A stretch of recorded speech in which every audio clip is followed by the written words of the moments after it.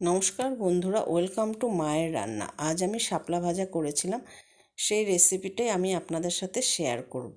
শাপলা অনেক রকমভাবে রান্না করে খাওয়া যায়। আমি নিরামিষ শাপলা ভাজা করেছিলাম। আমি এখানে কোনো পেঁয়াজ রসুন ব্যবহার করিনি। শাপলা ভাজা করার জন্য আমি শাপলার ওপরে আঁশটা ছাড়িয়ে ছোট ছোট করে কেটে জল ঝরিয়ে নিয়েছি। এখানে আমি 2 চামচ তেলে শুকনো লঙ্কা ও কালো জিরে ফোড়ন দিয়ে সমস্ত শাপলাগুলো দিয়ে দিয়েছি। শাপলাতে নুন, হলুদ আর কাঁচা লঙ্কা দিয়ে ভালো করে নেড়ে মিশিয়ে ভেজে নেব। শাপলা থেকে অনেক জল বেরিয়েছে, এটাকে আমি মিডিয়াম আঁচে রেখে জলটা শুকিয়ে নেব। শাপলা ভাজা রেডি হয়ে গেছে, শাপলাতে তেল ছেড়ে এসছে। আমি নামানোর আগে 1 চামচ চিনি দিয়ে দিয়েছিলাম। আমার এই রেসিপিটা আপনাদের কেমন লাগলো আমাকে কমেন্ট করে জানাবেন। আপনাদের যদি ভালো লেগে থাকে তাহলে আমার চ্যানেলকে প্লিজ লাইক, শেয়ার ও সাবস্ক্রাইব করবেন। ধন্যবাদ।